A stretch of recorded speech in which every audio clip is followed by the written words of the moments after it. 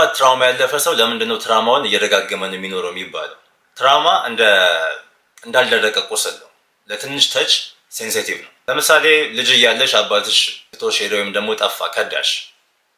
ከዛ በኋላ አድገሽ መጀመሪያውን የትኛውንም አይነት ሪሌሽንሺፕ የምትመለከጂው ከመከዳትና አባንደን ከመደረግ ጋር።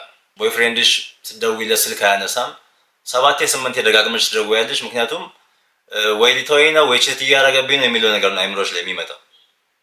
ስልኩ ሳይለንት ሊሆን ይችላል ወይ ደግሞ ስራ ላይ ሆኖ ሊሆን ይችላል። የሚሉት ኦፕሽኖች ላንቺ አይታዩሽም።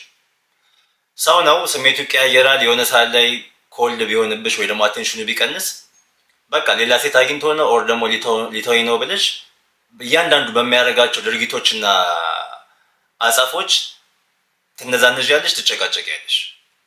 ይሄ ማንነትሽና ይሄ ድርጊትሽ ምን ያደርገዋል? እሱም ፑሽ ያደርገውና ወይ ይተውሻል ወይም ደግሞ ሊከዳሽ ይችላል። አንዳንዴ ደግሞ ሎ ካራክተር የሆነ ሰው ከሆነ ደግሞ ቺት ሊያደርግብሽ ይችላል። ግን ይሄ እስከሆነም አትጠብቂም።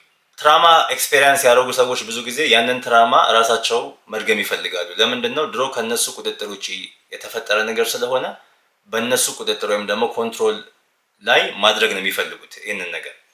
ለዛ ነው ብዙ ጊዜ በልጅነት የተደፈሩ ሰዎች ሲያድጉም እንደገና ይደፈራሉ። ለምንድነው? ያንን ኤክስፔሪንስ እነሱ ኮንትሮል አድርገውት እንዲፈጠር ይፈልጋሉ። ስለዚህ እስኪጠብቅሽም እስኪከዳሽም እስኪተውሽም አትጠብቂም። ወይ ትተይዋለሽ ወይ ደግሞ ታረጊበታለሽ። ከዛ ፋይናሊ የፈራሽውን ነገር ምን አደረግሽው ማለት ነው? ራስሽ ፈጠርሽው። ትራማውን ሂል ማድረግ ያልቻለ ሰው ለዛ ነው ደግሞ ደጋግሞ ትራማውን ራሱ እየፈጠረ ያንን ኤክስፔሪንስ ደጋግሞ የሚኖረው።